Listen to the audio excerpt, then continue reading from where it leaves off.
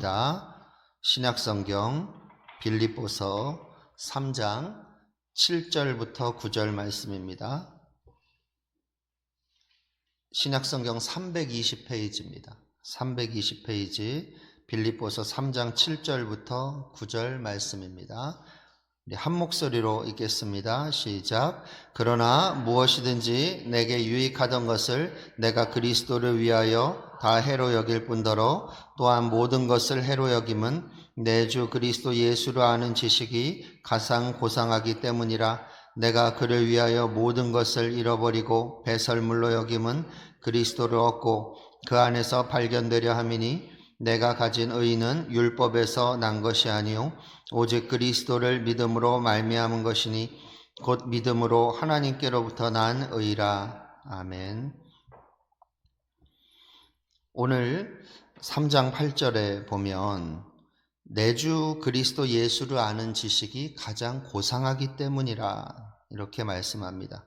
특히 여기 고상하다라는 말은 원문에 휘페레코라는 단어예요. 이 말을 가장 원문에 가깝고 문맥에 적당하게 번역을 하면 지극히 높다 이런 뜻이에요. most high 이거예요. 지극히 높다. 인격이 고상하고 훌륭하고 고매하다 뭐 이런 개념이 아니에요. 물론 예수님의 인격이야. 하나님이시니 비할 데 없으나 이 문맥에서 정확한 원문을 해석하면 most high 지극히 높다는 말이에요. 이 지극히 높다는 말이 무엇입니까?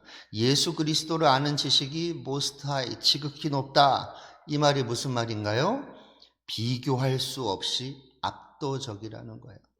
이 세상 것 아무리 알아봐도 예수님 아는 지식에 비하면 한참 아래예요. 예수 그리스도를 아는 것만이 비교할 수 없이 압도적인 것이다 라고 말씀하는 거죠. 그렇다면 내 주 그리스도 예수를 아는 지식이 가장 고상하다라고 말씀하셨는데 이 예수를 아는 지식이 뭡니까? 예수를 아는 지식이. 여기 앉으신 분들은 다 같이 예수를 압니다.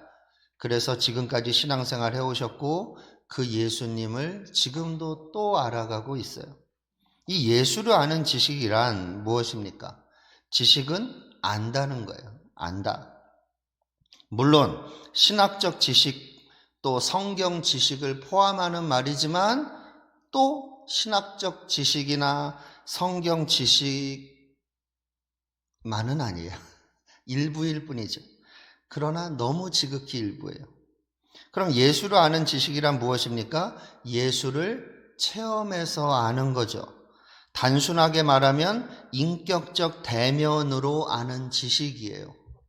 여기까지가 아주 단순한 우리가 주일학교에서 말할 수 있는 이야기입니다. 그럼 더 정확하게 예수를 아는 지식이 무엇입니까? 갈보리 십자가의 은혜를 아는 거예요. 갈보리 십자가의 은혜를 알지 못하고서는 예수를 알지 못하는 거죠. 갈보리 언덕 십자가에 매달리신 그 예수를 알 때, 그 예수를 체험할 때, 그 예수를 인격적으로 만날 때 우리는 예수를 안다. 예수를 아는 지식이라고 할 수 있는 거예요. 진짜 예수는 어떻게 합니까? 어떻게 알아요? 갈보리 십자가에 매달리신 그 예수를 만나야 알아요. 이 말을 뒤집어서 말하면 이 말도 돼요. 갈보리 언덕 십자가에서 흘러나오는 그 은혜를 맛보아야만 예수를 아는 거죠. 갈보리 십자가에서 흘러나오는 설교를 들어야 되는 것이 아니고 갈보리 십자가에서 흘러나오는 성경 공부를 해서가 아니고 갈보리 십자가에서 흘러나오는 그 은혜를 맛보아야 예수를 아는 겁니다. 예수 믿는 사람들이 너무나 많은 설교, 성경 공부 들어요. 듣는다고 예수를 아는 게 아니에요. 은혜 받는다고 해서 예수를 아는 것이 아닙니다. 그렇다면 갈보리 십자가에서 흘러나는 그 은혜가 뭐냐는 거예요. 갈보리 십자가에 매달리신 그 예수를 만나야 된다. 갈보리 십자가에서 흘러나오는 그 은혜를 알아야 된다. 맛보아야 된다고 하는데 갈보리 십자가에서 흘러나는 그 은혜가 뭡니까? 딱 물어봐야 돼. 그래야 내가 갈보리 십자가에서 흘러나오는 은혜를 맛보았는지 아닌지 알 거 아니에요. 그냥 매너리즘에 빠져가지고 신앙생활 하는 건지 안다는 거죠. 갈보리 십자가에서 흘러나오는 그 은혜의 특징은 바로 이거예요.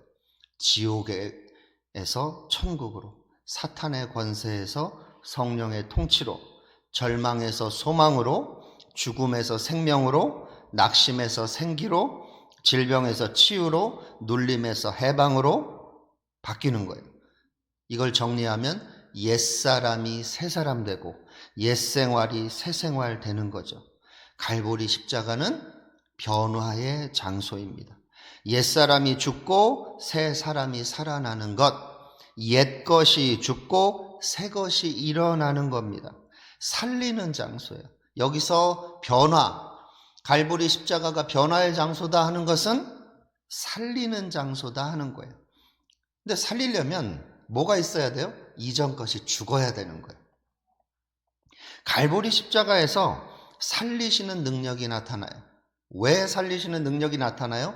죽으면, 죽어야만, 죽기 때문에, 무엇인가가 죽기 때문에 살리는 능력이 나타나요. 죽는 건 조금 이따 얘기하고. 어떻게 하나님이 우리를 살리십니까? 고린도후서 6장 8절에서 10절에 보면 우리에게 체험되는 은혜들이 있어요. 살리는 능력. 그걸 정리를 해놨어요. 우리는 속이는 자 같으나 참되요. 무명한 자 같으나 유명한 자고, 죽은 자 같으나 보라 우리가 살아있고, 징계를 받는 자 같으나 죽임을 당하지 않고, 근심하는 자 같으나 항상 기뻐하고, 가난한 자 같으나 많은 사람을 부유하게 하고, 아무것도 없는 자 같으나 모든 것을 가진 자로다. 이게 살리시는 갈보리 십자가의 능력을 말하고 있는 거예요. 우리가 일상에서도 경험하는 능력이에요. 그렇다면 어떻게 하면 십자가에서 살리는 능력을 경험할까요? 말씀드렸죠. 죽는 거예요. 죽어야 합니다. 그럼 어떻게 하면 죽어요? 죽어라고 기도하나요? 성경 암송을 한 1000개 정도 하면 내가 죽나요? 여러분, 죽는다는 건 자살하란 말이 아닙니다. 지옥 가요, 그러면. 여러분, 십자가에서 예수님과 함께 죽으라는 거예요.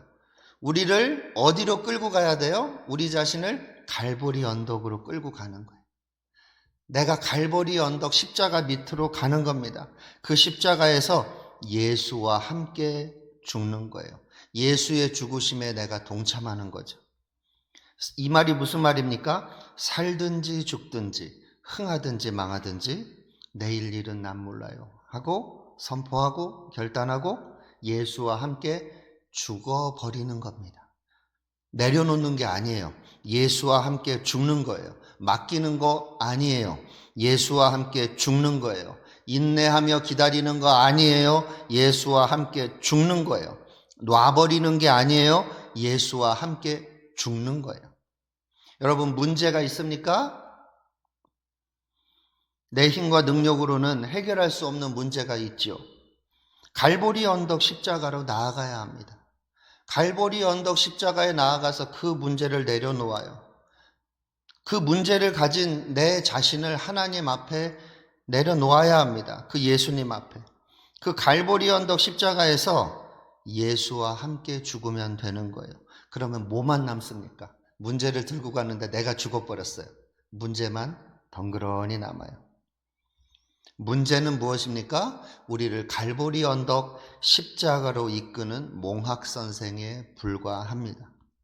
문제가 해결되든 문제가 남아있든 이제 상관이 없는 거예요. 그게 죽은 거예요.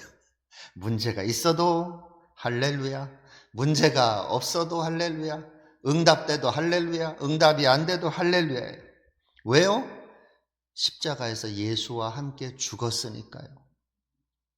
예수와 함께 죽으면 문제가 해결돼도 할렐루야, 문제가 그냥 나를 괴롭혀도 할렐루야가 되는 거예요. 죽은 사람의 고백이에요. 기다리는 사람의 고백은 괴로워요. 언제예요, 주님? 언제예요 주님 그런다고요. 그런데 죽은 사람의 고백은 할렐루야입니다. 할렐루야.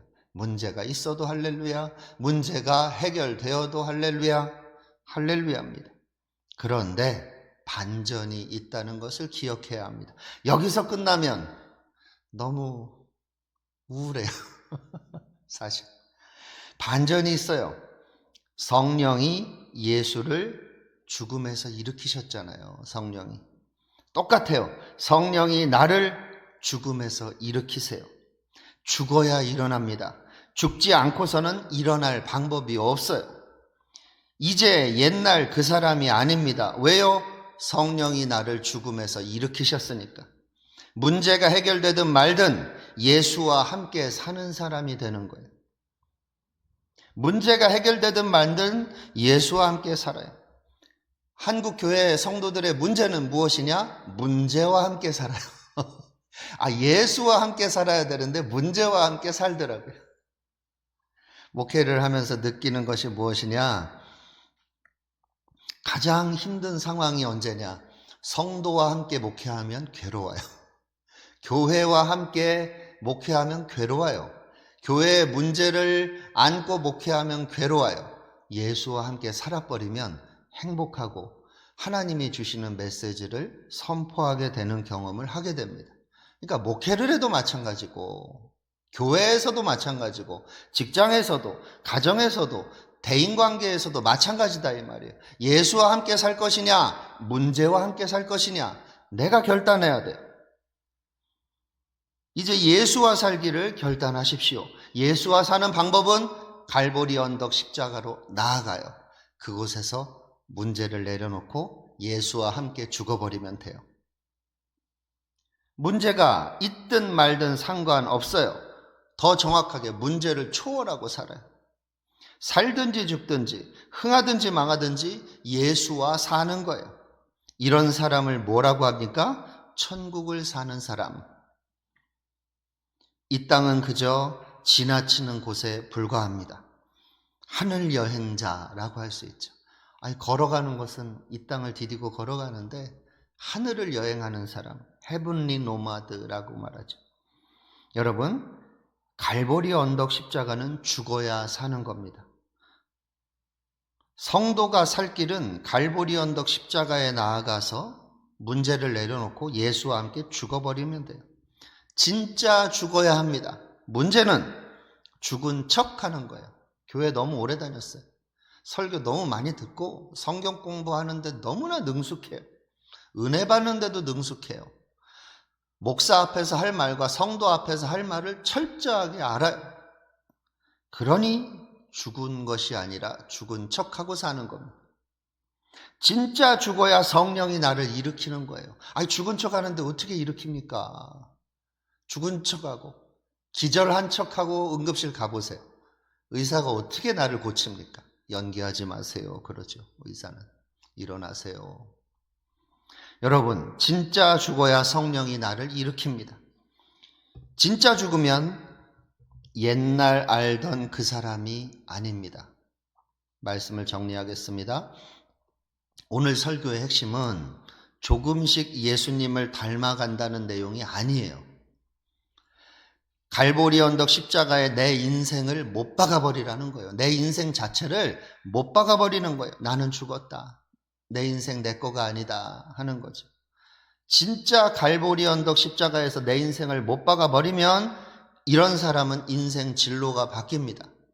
인생관이 바뀌고 언행이 바뀌고 심령이 바뀌어요. 어떻게 심령이 바뀌어요? 이때부터 성령 충만이 뭔지를 조금씩 알아가는 거예요. 성령 충만이 그냥 은혜 받았다 이 수준이 아니잖아요. 성령 충만은 갈보리 언덕 십자가에 내 인생을 못 박은 사람에게 주시는 은혜예요. 그러면 이런 사람이 듣는 말이 있어요. 옛날 알던 그 사람이 아니다. 옛날에 걔가 아니야. 이런 이야기를 듣게 돼요. 복음은 죽어야 사는 복음이에요. 오늘 하루도 이런 은혜 가운데 사십시다. 기도하겠습니다. 하나님 아버지, 오늘도 하나님 앞에서 살게 하여 주시옵소서. 오늘도 하나님을 두려워함으로 두렵고 떨림으로 구원을 이루어가고 두렵고 떨림으로 주님과 동행하게 하여 주시옵소서. 그리하여 그 은혜와 하나님이 주시는 풍성한 응답과 능력들을 누리는 하루 되게 하여 주시옵소서. 이제는 우리 주 예수 그리스도의 무한하신 은혜와 아버지 하나님의 영원하신 사랑과 성령 하나님의 역사하시고 교통하시고 위로하시는 은혜가 갈보리 언덕 십자가에서 예수님과 함께 죽고 성령으로 다시 살기를 간절히 소원하는 모든 하나님의 백성들 위에 넘치도록 함께 있을지어다. 아멘.